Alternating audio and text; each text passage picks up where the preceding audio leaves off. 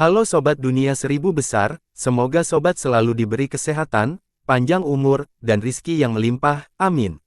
Sebelum masuk ke alur ceritanya, jangan lupa dukung channel ini ya dengan klik subscribe, like, komen, dan share, terima kasih.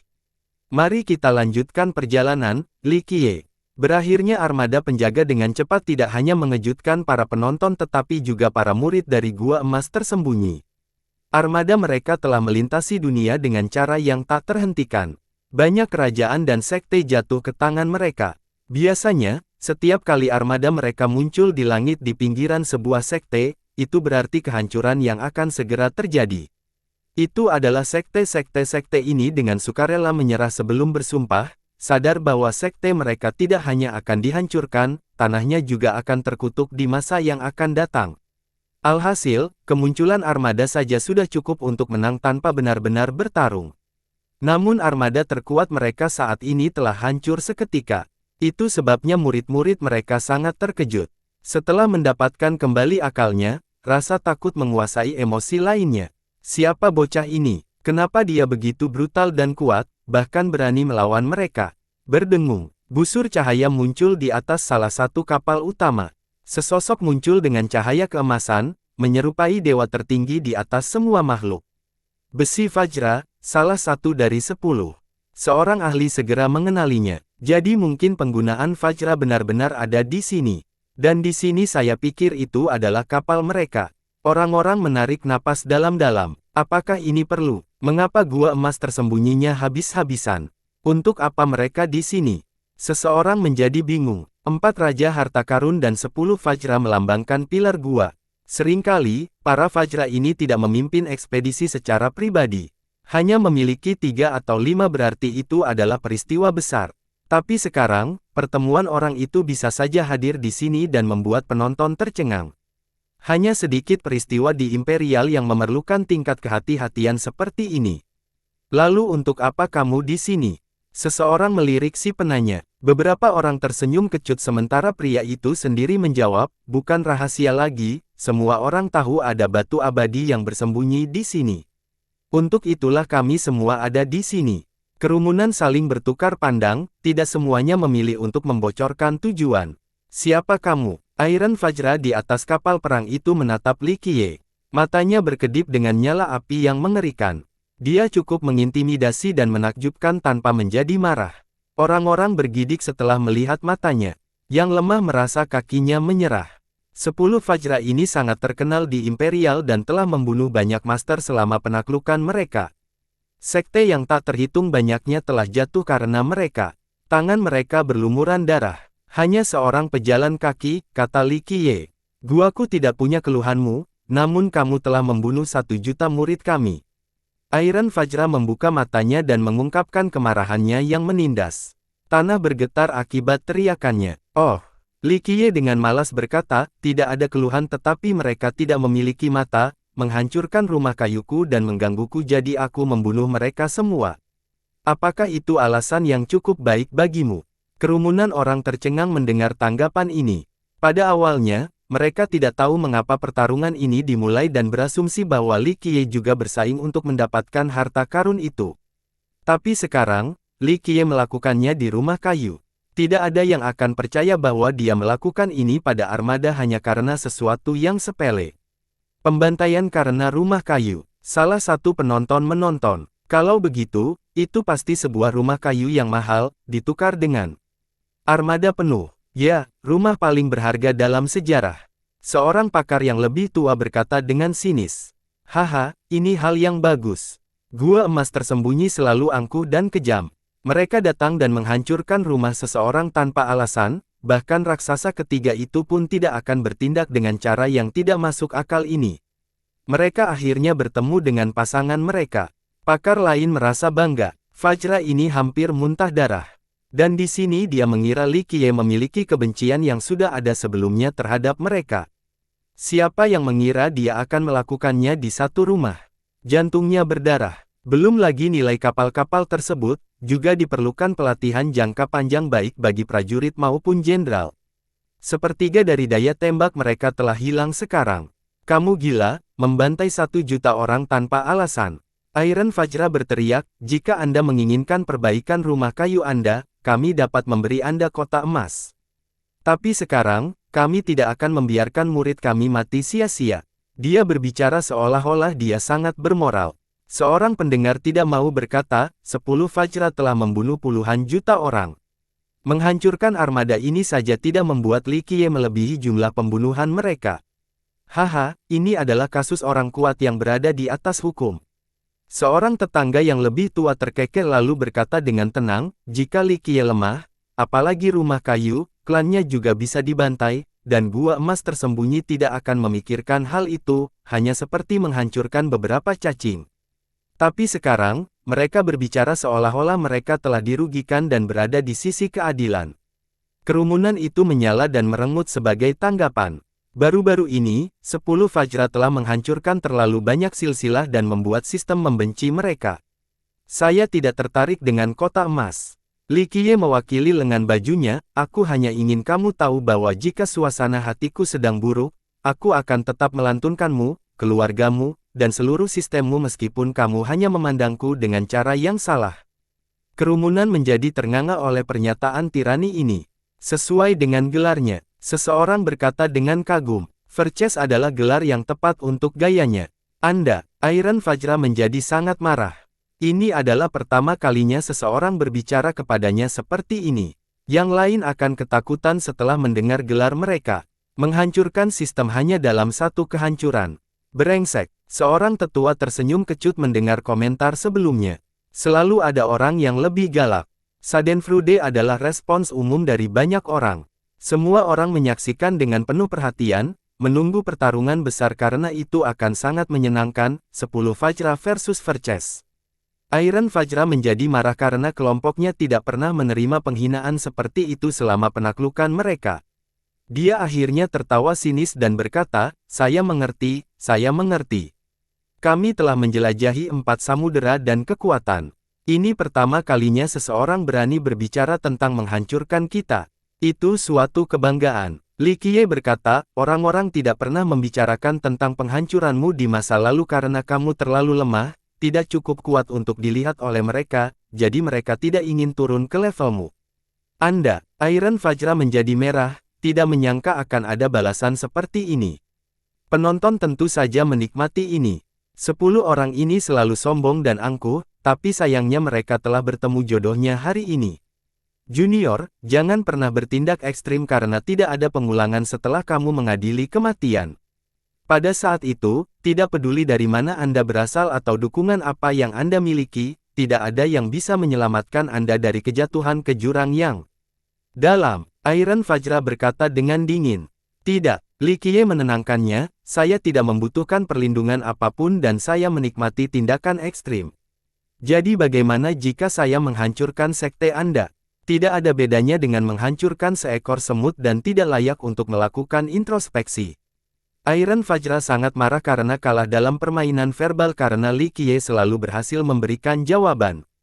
Bodoh, kalau begitu aku akan mengirimmu ke neraka. Suara dingin lainnya muncul sementara Iron Fajra gemetar karena marah.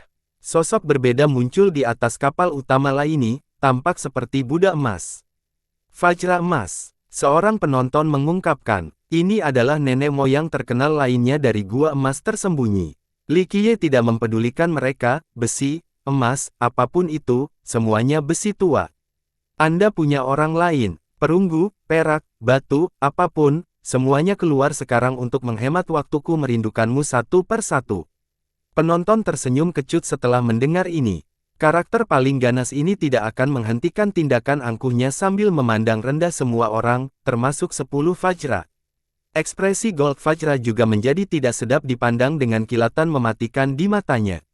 Berdengung, kapal-kapal utama menyala satu demi satu seiring dengan semakin banyaknya sosok yang muncul, tidak ada keraguan bahwa Fajra hadir. Ledakan, aura yang mengerikan membawa dunia seperti badai yang akan datang. Ketika mereka membuat lingkaran, aura deras mereka menghancurkan dunia, mencabik-cabiknya. 10 orang di sini jarang mengambil tindakan bersama. Tidak banyak orang di Imperial yang membenarkan tingkat respons ini. Kata seorang penonton, ini sungguh menakutkan. Saya mendengar Lucidi King berhati-hati saat menangani 10 orang ini saat itu juga. Seorang leluhur diam-diam berkata, sulit menghadapi 10 orang tersebut. 10 orang yang berdiri di sana seperti gunung dewa, hampir mustahil untuk dilintasi. Orang-orang tidak bisa tidak memandang dengan hormat. Salah satu dari mereka menatap ke arah Li Qiye dan berkata dengan nada yang menakjubkan, kepercayaan diri adalah hal yang baik, namun jika terlalu berlebihan akan berakibat pada pencabutan.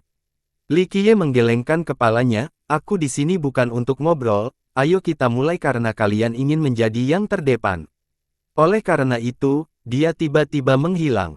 10 Fajra mengejutkan. Orang yang berbicara sebelumnya berteriak, kurang terbuka, jatuhlah kamu.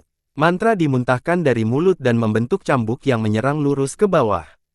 Bam! Cambuk yang dibuat berdasarkan hukum ini dapat menghancurkan gunung dan sungai. Kaulah yang jatuh. Li Qiye muncul tepat di depan Fajra ini dan mengulurkan tangan untuk mengambil cambuknya. Dia mengulurkan tangan dan melingkarkan pergelangan tangan di pergelangan tangan beberapa kali sebelum menariknya dengan kuat. Dia terlalu cepat dan Fajra tidak bisa bereaksi tepat waktu sebelum dibuang. Ledakan. Dia terbang melewati beberapa puncak dan menghantam tanah. Iron Fajra meraung dan memanggil 2 simbal. Dia menjulurkan tangan dan gelombang suara yang menyerupai tsunami melaju ke depan dengan cara yang apokaliptik. Namun, Li Qiye dengan mudah berteleportasi ke lokasinya dan menggunakan 2 jari untuk menyatukan simbal, mencegah gelombang suara lebih lanjut. Wajah Iron Fajra memerah tetapi dia tidak bisa menggerakkan simbalnya sama sekali. Seolah-olah akar telah tumbuh dari Li Qiye menjadi harta karunnya. Kamu bisa mendapatkannya kembali. Li Qiye menjentikkan jarinya. Ledakan. Iron Fajra tidak bisa ditahan dan terlempar ke atmosfer sambil termakan seteguk darah. Mati. Gold Fajra memasak dan memanggil pisau Buddha dengan warna kuning. Energi pedang memenuhi udara sebelum membungkus Li Qiye seperti tornado. Enyahlah. Li Qiye tidak repot-repot menoleh ke belakang dan langsung melepaskan serangan telapak tangan. Pisau itu hancur dan berlumuran darah saat terbang di udara. Petik 2 tanda seru petik 2. Fajra lainnya terkejut. Li Qiye posisinya bergeser ke Fajra terdekat. Orang ini langsung bereaksi tetapi sudah terlambat karena kecepatan Li Qiye sangat luar biasa. Dia menjatuhkan pria itu tepat di dagunya, mengakibatkan suara-suara yang mematahkan tulang dan kembali melayang di udara. Langit biru memiliki nuansa merah. Kalahkan dia. Semua Fajra lainnya bergabung. Salah satunya membentuk segel Buddha tertinggi. Ia membawa afinitas Buddhis yang merusak sambil menekan. Seorang biksu palsu yang mengaku sebagai Buddha. Li Qiye terkekeh dan menunjuk langsung ke segel yang masuk. Ah! Sinar jari menembus segel ini dan meninggalkan lubang berdarah di dada Fajra ini. Berhenti. Satu lagi Fajra yang terulur, mampu menangkap bulan dan bintang. Telapak tangan yang besar tampak seperti penjara besar yang menyegel segalanya. Permainan anak-anak. Li Qiye membalas dengan meraih dan memutar jari Fajra ini. Kelimanya patah dan berlumuran darah, membuat pria itu berteriak. Sementara itu, satu Fajra lagi berada tepat di belakang Li Qiye untuk melakukan penyergapan. Dia disampaikan dengan tendangan vertikal tepat di dada, berakhir dengan dia jatuh ke tanah dan meninggalkan lubang besar. Ledakan. Dalam sepersekian detik berikutnya, Li Qiye menamparkan dan menghancurkan pagoda harta karun Fajra lainnya. Dia secepat kilat dan mendaratkan Fajra satu demi satu. Jeritan dan darah memenuhi udara. Akhirnya, Fajra yang tersisa melompat ke udara hanya untuk menemukan Li Qiye tepat di atasnya. Yang terakhir ini memberikan hentakan tanpa ampun ke belakang. Ledakan. Fajra terakhir ini jatuh langsung ke bawah gunung. Itu mulai runtuh dari puncak hingga ke kaki sebelum runtuh seluruhnya. Ini adalah sapuan bersih dalam waktu yang singkat. Fajra ini jatuh ke tanah seperti batu besar, mereka mengotori langit darah sambil berteriak bahwa mereka masih terdengar, dengan aksen suara patah tulang. Satu-satunya yang masih berdiri adalah Li Qiye. Lengan bajunya berkibar di udara saat dia berdiri di sana dengan acuh tak acuh. Dia tidak terlihat seperti sedang berkelahi sama sekali, lebih seperti seorang tukang kebun yang santai sedang merapikan bunganya. Dia membuat 10 Fajra ini tampak seperti semut jika dibandingkan. 10 Fajra hanyalah awan yang menyebar dan dedaunan yang berguguran, sementara Li Qiye adalah badai yang dahsyat. Hanya satu ledakan dan tidak ada yang tersisa. Orang-orang tidak melihat bagaimana Li Qiye melakukannya, hanya Vajra yang jatuhan dan membuat lubang di bukit dan tanah. Daerah itu menjadi sunyi. Para penonton tidak bisa berkata-kata saat mereka menatap Li Qiye dengan penuh kekaguman. Meski demikian, ketakutan dan ketidakpercayaan juga melanda daerah tersebut karena kehancuran dan pertumpahan darah. 10 Vajra adalah yang teratas dalam silsilah kegagalan sehingga kehancuran mereka dengan cepat membuat kepadatan orang seperti badai. Jepit aku secepatnya agar aku tahu aku tidak sedang bermimpi. Seorang ahli mendapatkan kembali akalnya dan bertanya, "Ah!" Dia menjerit kesakitan setelah temannya tidak menahan diri. Dia menyadari bahwa ini memang terjadi dan berseru, "Saya tidak percaya, bagaimana seseorang bisa melakukan tindakan itu." Dia merawat para Vajra seperti membuang sampah. Terlebih lagi, para leluhur pun ketakutan dengan pemandangan ini. Mereka tidak akan kalah telak jika mereka tidak meremehkan musuh mereka, kata seorang leluhur tua. Terlepas dari itu, mampu mengalahkan para Eternals ini dengan begitu cepat menunjukkan keunggulannya. Seorang ahli menarik napas dalam-dalam. Prestasi ini membutuhkan kekuatan yang sangat besar, kekuatan yang jarang dicapai oleh makhluk di seluruh kekaisaran. Guru lain setelah dua kaisar baru-baru ini. Dia seharusnya tidak kalah dengan Jadebrek dan Pureswot sama sekali. Seorang leluhur yang kuat mengangguk setuju. Tunggu sebentar dan lihat. Kitab suci Palem Buddha adalah teknik terkuat dari 10.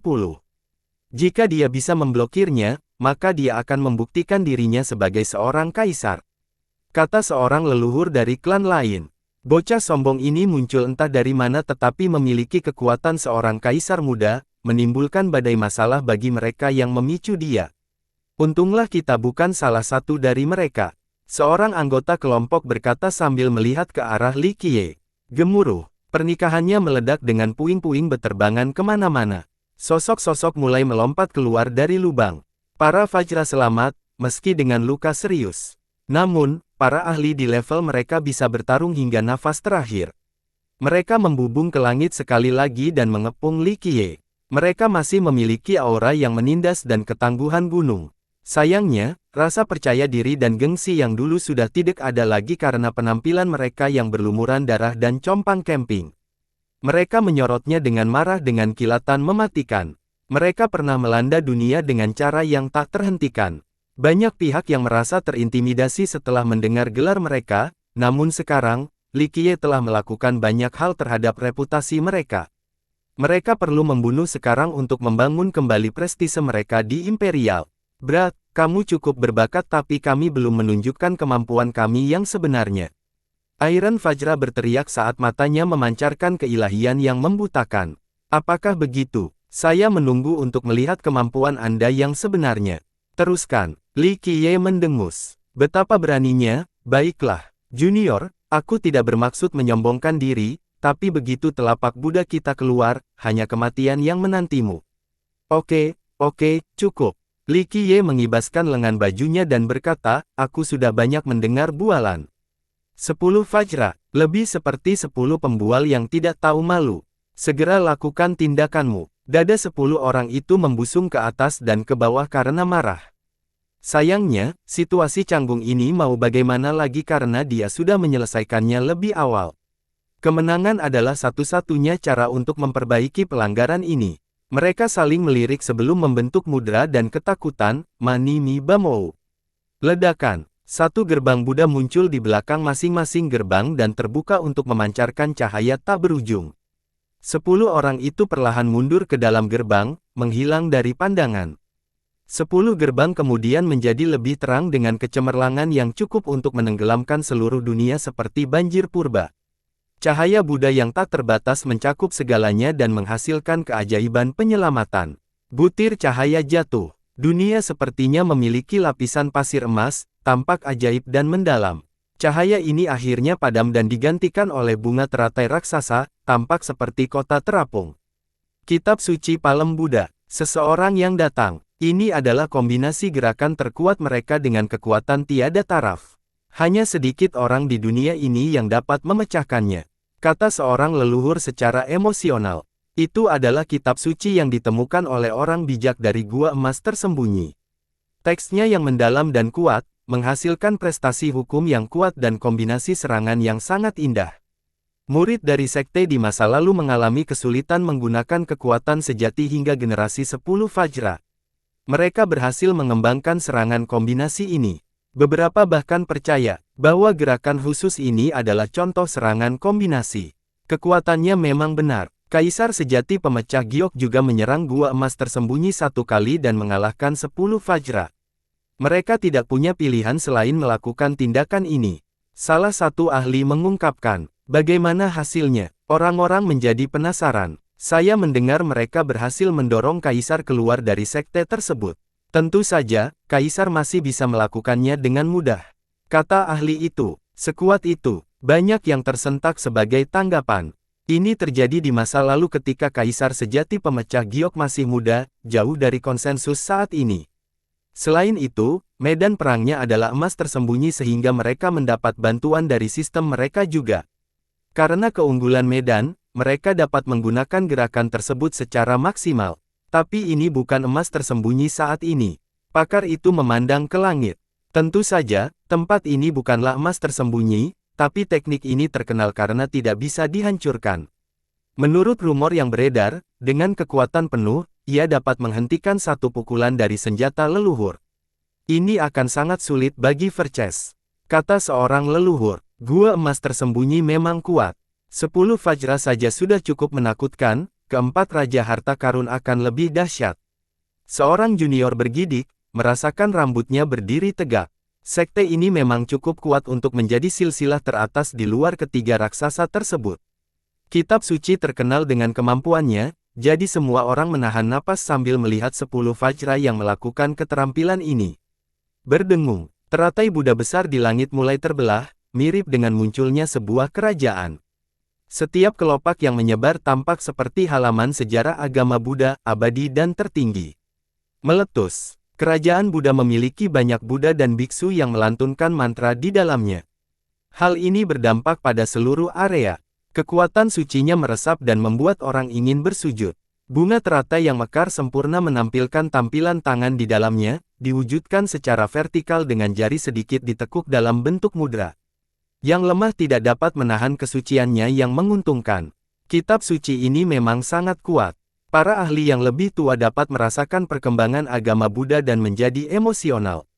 Melawan kekuatan Buddha ini, saya khawatir orang-orang akan merasakan hati Dao mereka bimbang bahkan sebelum berkelahi dan itu hanya akan menjadi lebih buruk. Kecerobohan akan menghasilkan kekalahan tertentu. Salah satu leluhur dari sekte besar berkata dengan heran. Emas tersembunyi berasal dari sistem tepi kiri, ini bukan kerajaan Buddha jadi kenapa ada kitab suci yang begitu bagus. Sungguh sulit dipercaya. Seseorang yang melihat ini pertama kali menjadi terkejut. Rumornya ada seorang bijak tua dari sana yang tepat. Hal ini akhirnya menjadi salah satu hukum prestasi dasar mereka. Generasi mendatang terus memperbaiki, mengubah menjadi seni terbaik dalam sistem mereka. Kata seorang cerdas yang menyukai sejarah. Jari-jarinya bergerak membentuk berbagai mudra sebelum tangan melakukan pergeseran penuh sehingga menyebabkan dunia ikut berputar. Meletus. 1 di antara 10 jari melepaskan serangan jari. Waktu seolah berhenti, sebuah fenomena yang dirasakan dengan jelas oleh para penonton. Itu sekitar 100 kali lebih lambat dari biasanya. Ruang angkasa menyerupai udara di danau sebelum serangan ini. Ia dengan mudah memasuki bidang spasial sebelum menembusnya, proses bertahap dan lembut tanpa menimbulkan riak sedikit pun. Tindakan ini selembut dan senyaman angin musim semi dan setenang hujan musim semi. Hal itu terlintas di benak Li Qiye sebelum ada yang menyadarinya. Ledakan. Sebuah ledakan besar terdengar. Saat terjadi kontak, semua orang melihat pemandangan yang mengejutkan, area di sekitar Li Qiye menjadi lubang hitam, tidak, bahkan langit dan bintang di belakangnya langsung runtuh. Bola atas yang membentang 10 juta mil berubah menjadi berputar. Bintang-bintang meledak seperti kembang api menjadi pecahan-pecahan kecil. Serangan apokaliptik ini mengejutkan dunia dan penduduknya ketika mereka menyaksikannya dengan sangat mengerikan. Mereka akhirnya tenang dan mengamati lubang hitam itu dengan lebih baik. Hanya fragmentasi spasial yang tersisa, Li Qiye tidak bisa ditemukan. Mungkinkah hanya abu yang tersisa dari dirinya? Sial, itu sesuai dengan popularitasnya, tidak heran mengapa hal itu bisa menyingkirkan jadebrek yang mendominasi saat itu. Seorang leluhur menghela nafas setelah melihat ini. Ya ampun, Satu serangan saja bisa meruntuhkan sebuah kerajaan. Seorang pemuda merasakan kakinya gemetar. Itu tidak mengejutkan. Juniornya berjanji, hanya peristiwa terbesar untuk Hidden Gold yang menjamin kemunculan 10 Fajra. Selama pemerintahan mereka di tepi kiri, mereka telah menghancurkan banyak sekte. Hanya sedikit yang memerlukan keterlibatan 10 orang ini. Ketika mereka bekerja sama menggunakan kitab suci, menghancurkan sekte dengan satu jari bukanlah masalah. Para tetangga dari kota Mingluo bergidik. Jika serangan itu ditujukan ke kota mereka, serangan itu akan menembus tanah dan meninggalkan setitik debu di jalurnya. Di mana yang paling sengit? Orang-orang mencari tetapi tidak dapat menemukannya. Dia mungkin sudah mati. Seorang master mengamati area tersebut dengan cermat. Dia sepertinya sudah kehabisan tenaga. Verces tidak bisa menahan serangan destruktif, jadi sepertinya masih ada lubang besar antara dia dan kedua kisar. Seorang master terkenal komprehensif. Itu dia. Dan di sini saya pikir seorang jenius lain akan membuat namanya terkenal, kematian yang begitu dini. Seseorang merasakan sedikit penyesalan. Hah, rupanya 10 Fajra menyala, jelas puas dengan serangan mereka. Apa yang membuatmu bersemangat? Pukulan jari itu lebih seperti goresan. Sebuah suara santai menjawab denusan itu. Semua orang menoleh dan melihat Li Qiye keluar dari angkasa. Dia dengan lembut mengoleskan jubahnya untuk menghilangkan noda debu sebelum perlahan berjalan ke depan. Seolah-olah serangan itu tidak mengenai dirinya sebelumnya. Benar-benar, penonton tercengang melihat dia sama sekali tidak tersentuh. Apalagi tidak ada sehelai rambut pun yang hilang. Bunuh dia. 10 Fajra langsung melanjutkan. 10 jari itu berubah dan menciptakan segel Buddha yang besar. Ledakan. Itu turun seperti berhenti selain membawa kekuatan orang-orang yang beriman di dunia Buddha. Li Qiye menjentikkan membekukan sebagai imbalan terhadap segel itu. Dampaknya menyerupai tumbukan 1000 bintang. Percikan api dan bara api berhamburan dan meledak di langit, membuat daerah tersebut terkena kehalusan panas dari kuali yang mengerikan. Namun, segel itu tidak rusak seolah-olah tidak ada apapun di dunia ini yang dapat merusaknya, bahkan artefak dewa sekalipun. Berlian yang tidak bisa dihancurkan, ungkapan legendaris yang menggambarkan keadaan tak terpecahkan. Rupanya ini adalah deskripsi yang tepat saat ini. Legenda itu benar, kitab suci ini tidak dapat memecahkan seperti berlian yang tidak dapat dihancurkan. Seorang penonton terkagum-kagum karena anjing laut itu berhasil selamat. Kalahkan dia. Fajra meraung dan 10 jari bersatu membentuk dua telapak tangan besar. Mereka menelan dunia dan runtuh dengan kekuatan yang cukup untuk melampaui segalanya. Kedekatan spatio-temporal, berbagai grandao, dan segudang hukum langsung hancur. Mereka menamparkan bersama dengan Li Qiye di tengahnya.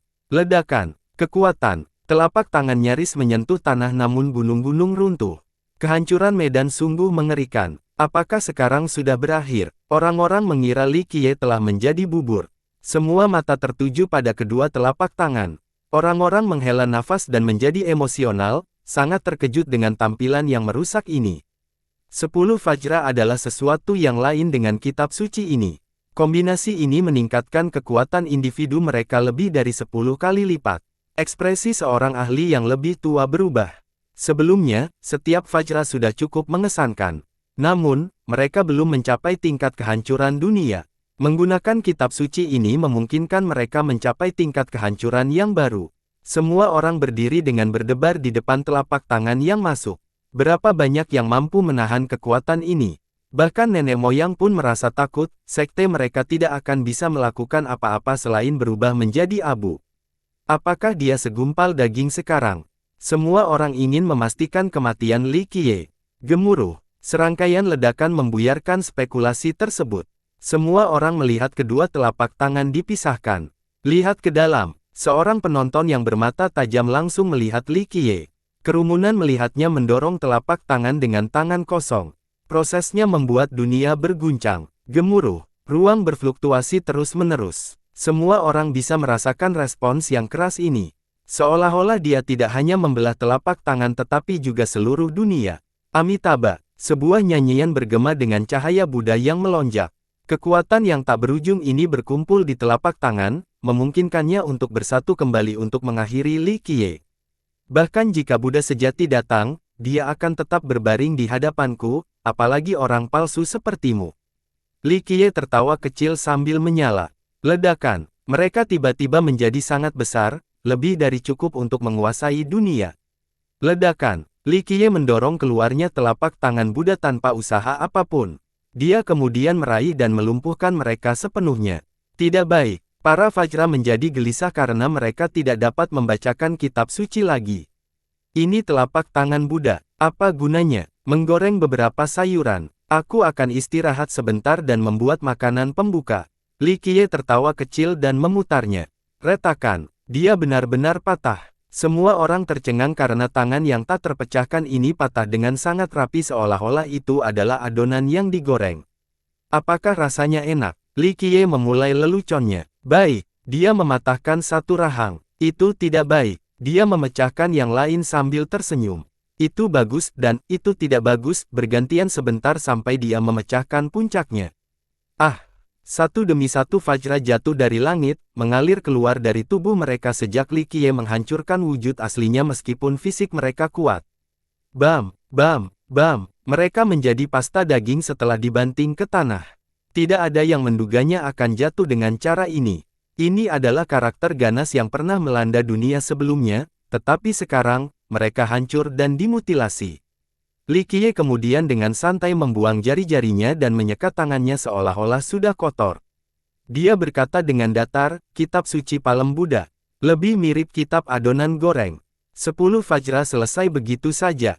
Dibunuh oleh seorang junior. Seorang yang melibatkan Anda berpelukan. Baiklah kalau begitu, kekuatan itu cukup untuk menyaingi Jadebrek dan Pureswat True Emperor. Nenek moyang yang lain menarik napas dalam-dalam. Semua orang merasakan ketakutan dan kekaguman terhadap pemuda ini. Dia cukup kuat untuk melakukan apapun yang dia inginkan dimanapun. Berdengung, 10 kapal perang di langit tiba-tiba menyala. Berbagai cahaya berkumpul dan membentuk kolam cemerlang. Bayangan 10 Vajra muncul di kolam. Apa yang sedang terjadi? Penonton tidak menyangka hal ini akan terjadi. Guyuran, guyuran, splash. Vajra yang mati menggerakkan keluar dari kolam yang terang. Mereka masih secemerlang sebelumnya, tampak seperti 10 dewa tertinggi. Bagaimana ini bisa terjadi? Orang mati hidup kembali. Seorang penonton berteriak. Beberapa orang mulai menggosok mata, mengira mereka hanya melihat sesuatu. Mereka baru saja melihat 10 orang dibunuh oleh Li Qiye, jadi bagaimana mereka bisa hidup kembali? Junior, apakah kamu kagum? Kita tidak bisa dibunuh. 10 orang itu mengelilingi Li Qiye lagi sambil tertawa. Li Qiye menatap mereka dan berkata, tidak apa-apa, bayi dari suku emas bercahaya dilahirkan dengan logam khusus di mulutnya, sedangkan kapal perang ini dibuat dari logam tersebut. Artinya selama kapal perang ini masih ada, kalian semua juga akan ada, dan sebaliknya. Kamu, 10 Vajra mengejutkan. Hanya sedikit orang yang mengetahui latar belakang sebenarnya meskipun mereka sudah ada sejak lama. Legenda itu benar, suku emas bercahaya belum punah. Seorang leluhur tua tidak dapat mempercayainya. Suku emas bercahaya, apa itu? Juniornya bertanya. Dulu suku ini merupakan suku besar di tepi kiri namun dirusak setelah kalah dalam perjuangan politik. Suku ini ahli dalam bidang keahlian dan mampu menciptakan banyak benda ajaib. Orang-orang sebenarnya curiga bahwa suku emas bercahaya masih ada setelah melihat kapal perang tersebut, sepertinya gua emas tersembunyi telah menyelamatkan keturunan suku ini, termasuk 10 Vajra. Dia melihat ke arah kapal dan kemudian ke kapal Vajra, tidak heran mengapa perang ini begitu kuat. Mereka telah menjadi satu dengan Vajra, menyimpan jiwa makhluk-makhluk ini. Artinya, meskipun tubuh mereka hancur, selama kapal-kapal ini masih ada, mereka dapat dibangun kembali. Untuk membunuh mereka sepenuhnya, seseorang harus menghancurkan kapalnya juga. Melakukan keduanya sama sekali tidak mudah. Seseorang melihatnya sambil menatap kapal raksasa itu. Jadi bagaimana jika kamu tahu? Kamu hanya bisa menjatuhkan kami dalam mimpimu. Besi Vajra berteriak. Ini hanyalah hadiah istimewa dari sukumu, bukan keabadian sejati. Li Qiye dengan santai berkata, baiklah, karena kelompokmu telah menghancurkan rumah kayuku, aku akan membangun sebuah istana dari kapalmu. Bukan ide yang buruk sama sekali. Arogansi yang luar biasa. Vajra lainnya menjadi sangat marah. Meski mereka bukan tandingannya, dihina seperti itu tetap saja terasa sangat tidak nyaman. Mereka menyalurkan energinya dan menjadi bersinar. Keilahian ini melanda dunia saat mereka menyatu dengan kapal perang mereka. Ledakan. Penggabungan antara Vajra dan kapal utama menghasilkan cahaya yang menyilaukan, mirip dengan kebangkitan artefak dewa. Dunia gemetar karena keilahian yang menakutkan dan meletus. Itu menyebar dari satu domain ke domain lain tanpa batas dan membuat khawatir orang lain di Imperial. Kapal perang ini tidak lagi menjadi kapal perang belaka dan berubah menjadi artefak yang terbuat dari logam tertinggi dengan akumulasi kekuatan dan dao yang kaya. Ini hanyalah permulaan. Kapal-kapal itu akhirnya berkumpul menjadi makhluk raksasa. Satu kapal menjadi kepala, dua lagi menjadi kaki dan dua lagi menjadi lengan. Raksasa ini berukuran luar biasa. Seluruh kota Mingluo menjadi gelap. Faktanya, kota ini tidak signifikan jika dibandingkan. Hanya satu bagian dari raksasa baja ini yang cukup untuk menghancurkan kota. Kapal perangnya sendiri berukuran besar dan tampak seperti benua terapung. Dengan demikian, kumpulan ini menghasilkan makhluk besar, mungkin makhluk terbesar yang pernah ada. Matahari dan bulan melayang di atasnya sementara bintang-bintang berputar-putar. Jika dibandingkan, lautan luasnya tampak seperti perairan. Tampaknya itu mencakup keseluruhan Stone Harmony itu sendiri. Jika jatuh, seluruh sistem akan hancur. Orang-orang kesulitan melihat keseluruhan raksasa dalam satu tampilan. Hanya ahli pada tingkat tertentu yang dapat memanfaatkan pemandangan surga mereka untuk melihat secara utuh. Tentu saja mereka menarik napas dalam-dalam setelah melihat ukuran sebenarnya. Monster apa ini? Pertanyaan ini muncul. Ini gila, dia bisa dengan mudah menginjakkan kaki kerajaan atau menghancurkan sistem ketika menyerang dari atas. Komentator lain berteriak, kita harus pergi dari sini sekarang sebelum terlambat. Banyak ahli mulai terbang keluar dari Mingluo. Para ahli yang lebih kuat memilih untuk masuk ke luar angkasa untuk menonton dari tempat yang aman. Semua orang bisa melihat kemampuan raksasa itu dalam menghancurkan. Mingluo hanyalah setitik pasir jika dibandingkan. Tolong lindungi kami, para leluhur. Penduduk asli Mingluo mulai berdoa dengan tenang. Mereka merasa rendah diri dibandingkan semut di hadapan makhluk sebesar ini dan tidak akan mampu bertahan jika diinjak. Wu Yuzheng dan Lin Yixue merasakan jantung mereka tergantung pada seutas tali sambil menggenggam tangan. Mereka berharap Li Qiye bisa menang dan menghancurkan raksasa di udara ini. Jika monster ini jatuh, itu berarti akhir dari sistem mereka yang melemah. Itu tidak bisa menahan kekuatan yang besar. Meski tidak langsung berubah menjadi abu, retakan dan kerusakan lebih lanjut saja sudah membuat sistem itu semakin dekat menuju kehancurannya.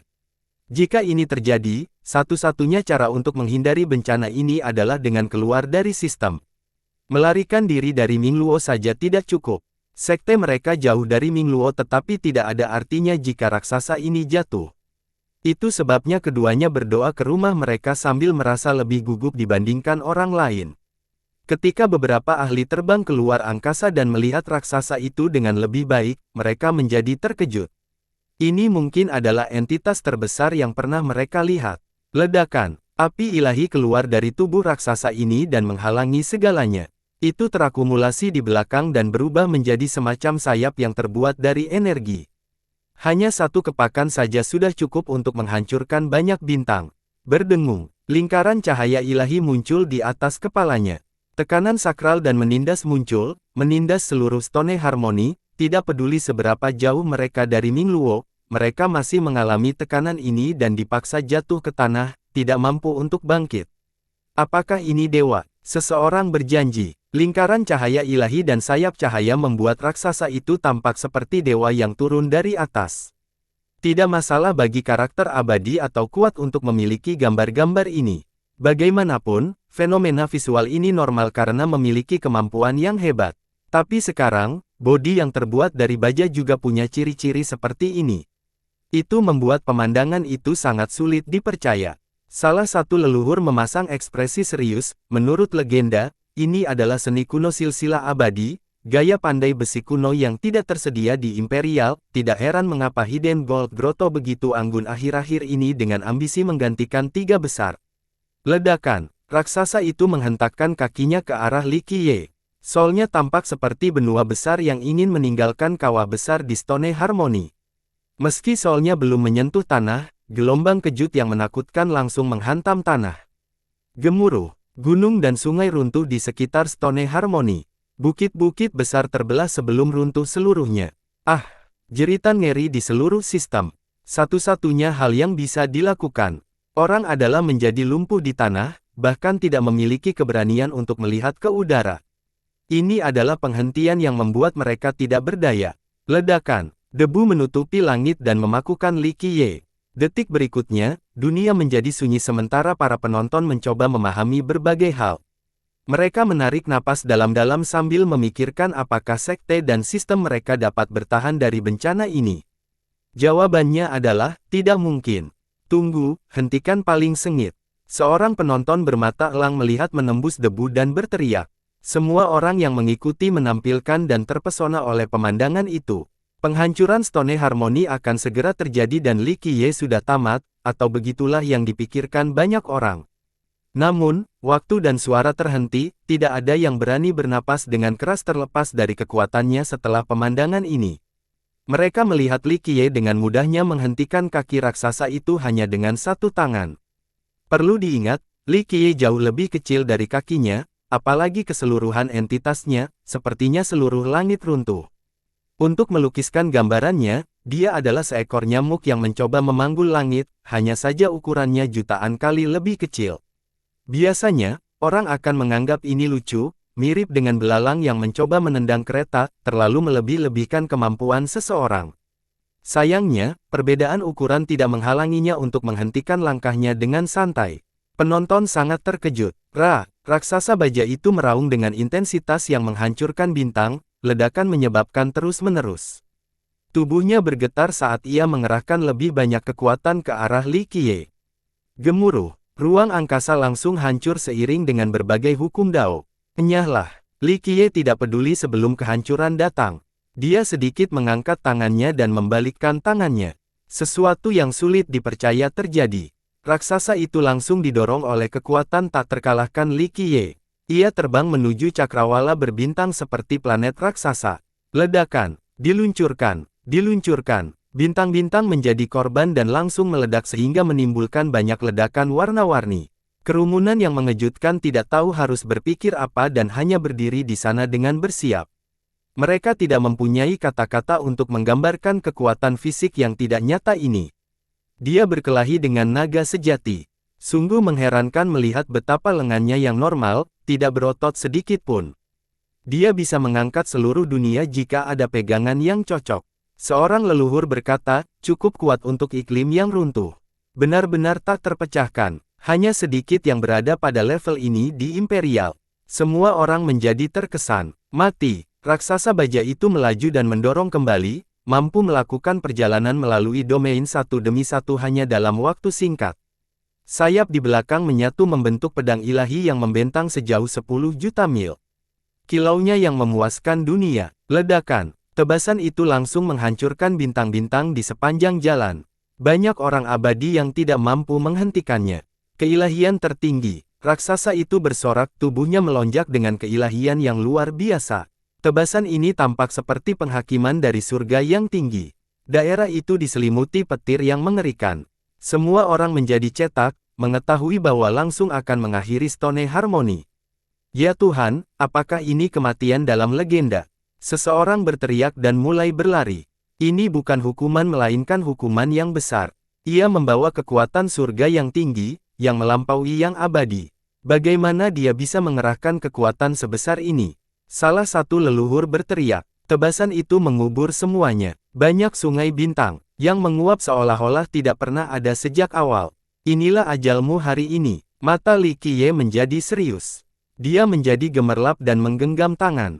Gerakan kecil ini saja sudah membuat dunia bergetar. Merusak. Dia melompat ke langit dan meninju ke atas. Tinjunya secara alami sangat kecil dibandingkan dengan pedang besar. Ini seharusnya bukan pertandingan yang sama sekali. Apakah dia gila jika pergi dengan tangan kosong? Hanya harta leluhur yang bisa menandingi pedang ini.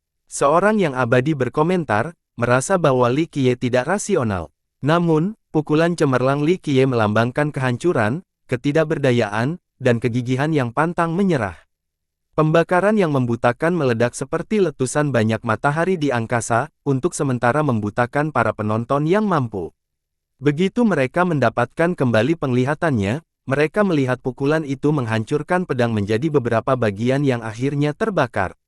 Ini bukanlah akhir. Pukulannya diakhiri dengan cara yang tak terhentikan dan mengeluarkan api yang mampu membakar 3.000 dunia. Ia menembus dada raksasa itu, meninggalkan lubang hitam. Meski dadanya lebih tebal dari bumi, itu masih belum cukup untuk menghentikan kekuatan ini. Ah! Para Vajra dan banyak murid dari Hidden Gold berteriak. Akibatnya mereka hancur, darah mereka mulai keluar. Gemuruh. Suara-suara bergema di daerah tersebut. Li Qiye pergi keluar angkasa dan memisahkan raksasa itu menjadi 8 bagian. Bang! Dia mulai dengan merobek tengkoraknya. Bang! Berikutnya adalah kaki. Bang! Lalu tangan. Raksasa baja yang sebelumnya tampak tak terpecahkan telah terkoyak seluruhnya. Potongan-potongan yang tersisa mulai melayang di angkasa. Kerumunan menjadi seolah-olah pikiran mereka telah meninggalkan tubuh mereka. Petik 2. Kamu bisa melakukan itu. Seorang yang abadi tergagap. Dia belum pernah melihat pembongkaran tingkat ini sebelumnya. Ledakan. Li Qiye memegang tangannya lagi untuk membelah raksasa itu lebih jauh. Pembongkaran akhirnya selesai. Seperti yang kubilang, hanya besi tua. Dia menepuk tangannya dan berkata dengan santai. Sementara itu, penonton tidak sesantai dirinya. Raksasa baja yang kuat ini telah tamat. 10 Vajra dan 10 kapal perang telah hancur total. Prestise dan catatan pertempuran mereka di masa lalu sepertinya tidak ada artinya sekarang. Mereka baru-baru ini menang, memungkinkan sekte mereka menjadi yang terkuat keempat di Imperial. Dimanapun armada mereka muncul, kobaran api perang dan kehancuran sebuah sekte juga akan muncul. Penggarap yang tak terhitung jumlahnya pasti akan jatuh. Dengan demikian, sekte mereka memiliki reputasi buruk dalam beberapa tahun terakhir. Orang-orang akan bergidik setelah melihat armada besar mereka, menyadari bahwa seseorang akan mengalami kemalangan besar. Sayangnya, kelompok arogan ini telah berubah menjadi abu berkat Li Qiye. 10 Vajra, 10 kapal perang, dan lebih dari 100 kapal penjaga serta beberapa ratus ribu murid diturunkan. Yang paling menakutkan adalah dia tidak menggunakan senjata dari awal sampai akhir, hanya pukulan dan tendangan. Kebanyakan orang tidak akan menganggap serius berita ini jika mereka mendengarnya, dan hanya berasumsi secara berlebihan. Bahkan orang-orang di sini pun membayangkan mencengangkan. Mereka tidak akan percaya jika tidak melihatnya secara langsung. Itu lebih dari separuh daya tembak Hidden Gold Grotto hilang. Seorang ahli berkomentar sambil melihat raksasa yang hancur itu. Ingat, armada ini terdiri dari para elit dalam sistem. Mereka memiliki banyak prestasi baik di masa lalu sehingga kehancuran mereka mengejutkan semua orang. Dia cukup kuat untuk menghancurkan sebuah garis keturunan sendirian, tidak banyak yang bisa meniru. Prestasi ini di Imperial, pujian yang abadi, saingan telah muncul untuk kedua kaisar. Yang lain membayangkan, sepertinya bukan hanya keduanya yang bisa mencapai ranah nenek moyang di generasi ini. Paling sengit juga memenuhi syarat. Tidak hanya itu, saya yakin dia akan melampaui 2 orang lainnya untuk menjadi ahli nomor 1 di kalangan generasi muda. Salah satu leluhur memandang Li Qiye dengan sangat tinggi. Meskipun dia bukan siapa-siapa sebelum ini, orang-orang memiliki penilaian berbeda terhadapnya setelah pertempuran tadi. Bahkan mereka yang sebelumnya kesal pun merasakan kekaguman dan ketakutan saat merawat. Inilah dunia yang berpikiran. Selama seseorang cukup kuat, orang ini dapat memaksa orang-orang yang pernah memperlakukan mereka dengan hina di masa lalu untuk menundukkan kepala arogan mereka. Aku ragu dia bisa mengalahkan kaisar sejati pemecah giok, tapi dia mungkin bisa mengalahkan pedang murni. Seorang ahli membandingkan ketiganya. Kaisar sejati pedang murni tidak lebih lemah dari mereka. Seseorang langsung membantah. Kaisar ini memiliki banyak penggemar dan pendukung sebagai salah satu orang paling jenius. Benar-benar sekarang, tentu saja, banyak orang yang tidak menyukai dan mencibir, di mana dia saat kaisar sejati pemecah giok masuk ke dalam klannya dan membuat Mu Shaochen melarikan diri seperti tikus. Aku cukup yakin dia takut pada kaisar sejati pemecah giok. Kaisar sejati pedang murni sedang dilindungi untuk mencari Dao. Semangatnya membela, ditambah lagi, jangan lupa bahwa kaisar sejati pemecah giok tidak membobol klan sendirian. Nenek moyang yang agung, Gu Yifei, juga ada di sana. Aku sangat ragu dia sendiri yang bisa melakukan itu. Anda berada di level yang sama dengan Li, mereka tidak mudah diintimidasi. Hanya saja Kaisar Sejati Pedang Murni memiliki pengendalian diri yang tinggi dan tidak mau repot-repot mempermasalahkan hal ini. Kami tidak tahu siapa yang sebenarnya akan menang di antara mereka berdua. Aku tidak tahu apakah Kaisar Sejati Pedang Murni kuat atau tidak, yang aku tahu adalah Mu Shaochen mengambil kebebasan dengan seorang gadis dari Li, memicu kemarahan Kaisar Sejati Pemecah Giok. Keluargamu tidak punya pilihan selain menjebloskan Mu Shaochen ke penjara selain membayar sejumlah besar uang kepada Li. Begitulah cara mereka berhasil menenangkan Kaisar Sejati Pemecah Giok. Adapun Kaisar Sejati Pedang Murni yang sangat kalian puji, dia bahkan tidak muncul untuk klannya. Kata penggemar Jade Breakthrough Emperor dengan nada meremehkan. Jadi ternyata Mu Shaochen cukup percaya diri saat itu karena bakatnya.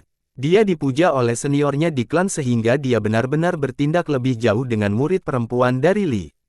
Hal ini mengundang murka Kaisar Sejati Pemecah Giok sehingga Mu Shaochen harus lari kembali ke klannya. Tentu saja tidak ingin menyerahkan Shaochen sehingga Kaisar Sejati Pemecah Giok membunuh perjalanan ke dalam klan sambil menyebabkan kekacauan total. Tentu saja, Mu memiliki banyak leluhur di sisa-sisa kaum abadi. Sayangnya, begitu pula Li. Gu Yifei dari Li datang sendiri untuk mendukung Kaisar Sejati Pemecah Giok. Hal ini memungkinkan dia untuk melakukan apa yang dia inginkan dan membuat darah mengalir seperti sungai. Orang lain pasti berpikir tentang konsekuensi serius dari potensi dimulainya perang dua raksasa, dan bahwa hal ini tidak layak dilakukan jika hanya mengandalkan satu murid perempuan, bukan pilihan yang logis. Pada akhirnya, Mu tidak bisa menahan tindakan dominannya dan menyerah. Mereka menebloskan Shaochen ke penjara sambil membayar sejumlah besar harta dan artefak kepada murid perempuan itu. Hal ini berhasil menenangkan Kaisar Sejati Pemecah Giok dan dia dengan penuh kemenangan kembali ke klannya. Prestasi ini menjadikannya terkenal di dunia dan meningkatkan statusnya yang sudah sempurna. Setelah ini, orang-orang akan selalu mundur saat melihatnya. Siapa yang mau memprovokasi seseorang yang berani membobolmu? Itu karena Puresword True Emperor adalah orang yang baik hati dan pemaaf. Dia tidak ingin menimbulkan perang karena pertengkaran pribadi. Dia memikirkan rakyatnya. Penggemar Puresword membalas. Antagonisme antara penggemar kedua kaisar ini sudah berlangsung lama. Baru-baru ini, Kaisar Sejati Pemecah Giok nampaknya lebih unggul. Para pendukungnya percaya bahwa Kaisar Sejati Pedang Murni bukanlah tandingannya. Di sisi lain, para penggemar kaisar memujinya atas kemurahan hati dan visi belas kasihannya, dan bahwa ia tidak lebih lemah darinya. Kedua belah pihak tidak mau mengalah dalam masalah ini sehingga konflik selalu terjadi. Tidak ada orang yang bisa mengalahkan Kaisar Sejati Pemecah Giok, bahkan Pedang Murni pun tidak.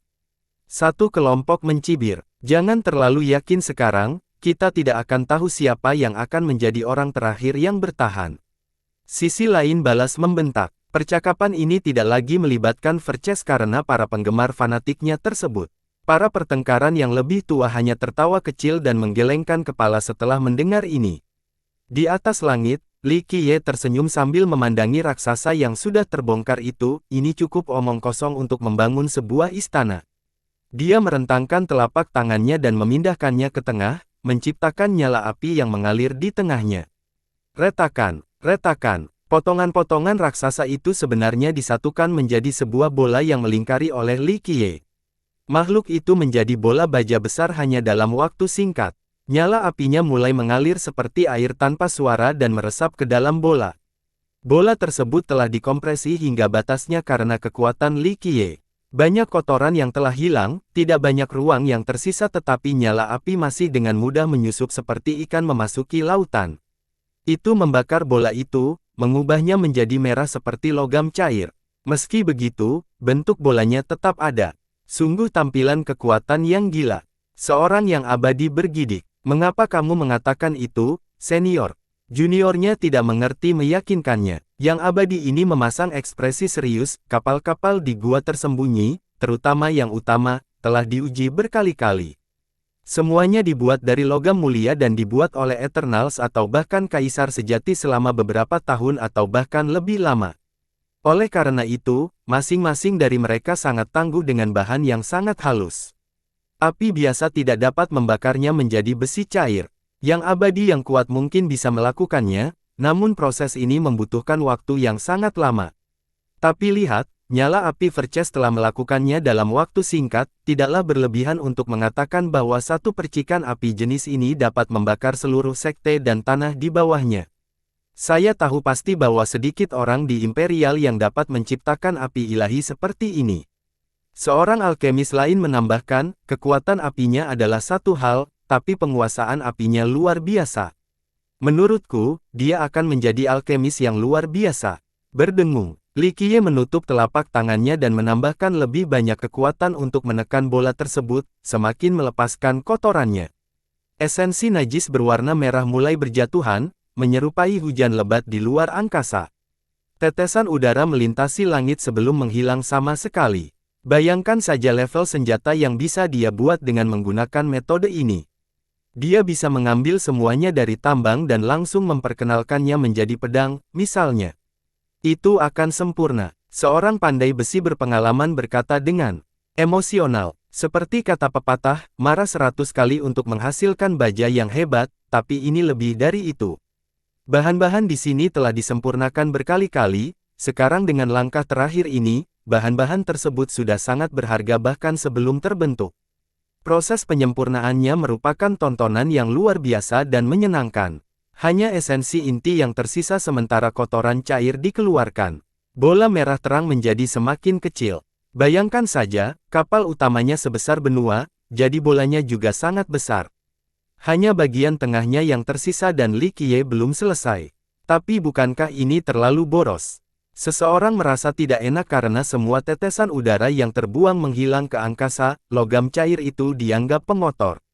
Hanya tetesan yang ditinggalkan saja yang dianggap tak ternilai harganya bagi banyak sekte, mengingat asal-usulnya. Tapi sekarang, Li Qiye membuang sebagian besarnya. Orang bisa menganggap ini sebagai sesuatu yang sangat sia-sia. Sayangnya, yang bisa mereka lakukan hanyalah menyaksikan dia membuang berton-ton besi cair. Ahli besi pandai lebih mempengaruhi daripada orang lain dan mulai merasakan ketidaknyamanan fisik. Mereka menyimpulkan, beri saja aku tetes itu. Aku bisa membuat persenjataan lengkap untuk setiap murid di sekte ini. Akhirnya, bola itu menjadi 1/10 dari ukuran aslinya. Bas, besi cair itu sepertinya memiliki kehidupannya sendiri dan memulai proses otomatis untuk membentuk sebuah istana besar. Setelah garis besarnya selesai, dia mematikan apinya dan besi cair mulai mendingin. Persis seperti itu, sebuah istana muncul di hadapan dunia. Itu memiliki cahaya suci dengan kemegahan luar biasa meski cukup sederhana. Cahaya ini sudah ada bahkan sebelum pemberkatan dan penambahan apapun. Orang-orang kagum melihat pemandangan ini. Perlahan-lahan turun dan akhirnya mendarat di habitat aslinya. Ledakan. Tanah tidak mampu menahan bebannya yang sangat besar. Meski begitu, cahayanya mulai menyebar ke seluruh penjuru. Lumpur dan tanah di sini memiliki partikel berwarna-warni yang tertanam di dalamnya. Begitu saja, kekuatan Dao kembali ke area ini. Penonton menjadi tercengang karena pendinginan menjadi hidup dan cerah kembali, penuh dengan Dao. Bagaimana? Itu hanya mengubah tempat terlantar ini menjadi tanah Dao. Bisakah sesuatu menjadi begitu ajaib? Seorang pemuda tidak dapat mempercayainya. Istana ini tidak normal karena terbuat dari logam yang luar biasa. Seseorang bahkan dapat menyebut logam abadi setelah pemurnian sehingga itulah mengapa keilahiannya menyebar ke tanah di bawahnya. Seorang yang abadi berkata, bahan-bahan ini tidak memerlukan penambahan dan pemberkatan lebih lanjut karena bahan-bahan tersebut sudah memiliki keilahian dan kekuatan bawaan yang cukup. Tidak banyak sistem di dunia yang mampu menghasilkan materi sebanyak ini, apalagi dalam jumlah sebanyak ini. Seorang ahli pandai besi mengeluarkan air liur, kamu pasti bisa membuat sekitar 10 senjata terbaik dengan senjata itu, sayang sekali jika menggunakannya untuk membuat istana. Penonton yang berpengetahuan luas memahami nilai materi tersebut. Mereka menambahkannya tetapi cukup pintar untuk tidak tahu apa-apa.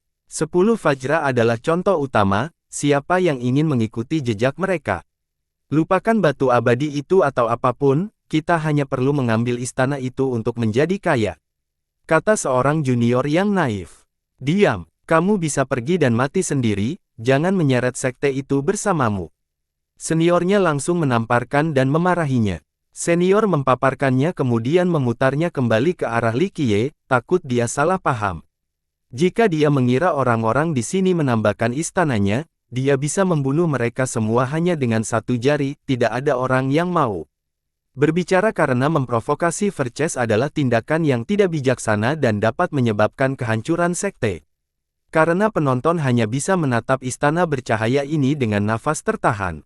Istana itu tampak seperti bangunan kuno dari masa lalu. Cahayanya menampilkan penampilan seperti dunia lain seolah-olah berasal dari dunia abadi. Itu dibangun dengan logam ilahi paling murni, bebas dari kotoran apapun. Faktanya, mungkin telah melampaui klasifikasi ini setelah disempurnakan berkali-kali. Ia tidak membutuhkan pemberdayaan dan berkah untuk memiliki keilahiannya sendiri, mirip dengan janin suci, dikurangi sejak awal. Konsentrasi material yang tertanam di dalam istana membuat keilahiannya sangat menindas. Mau tidak mau orang-orang ingin bersujud di hadapan tempat ini. Cahayanya membuat jantung berdebar kencang, terutama para pandai besi. Bahan yang ditemukan di sini terlalu langka. Hanya satu bagian saja yang memungkinkan mereka menciptakan senjata paling ampuh. Panas jadi tempat untuk bersembunyi dari sinar matahari seperti ini sempurna. Li Qiye tampak cukup senang dengan dirinya sendiri dan tersenyum. Kerumunan menjadi teringat dengan senyuman pahit di wajah mereka. Menggunakan bahan-bahan mewah seperti itu untuk membangun istana sudah cukup boros, tapi melakukan itu hanya untuk menghindari sinar matahari. Banyak kaisar abadi dan kaisar sejati yang tidak memiliki akses ke istana dengan tingkat yang sama. Jika mereka melakukannya, itu akan menjadi warisan dan pusaka klan mereka. Mereka akan menikmatinya sebagai kereta untuk pergi kemana-mana. Namun, Li Qiye memperlakukannya sebagai rumah musim panas.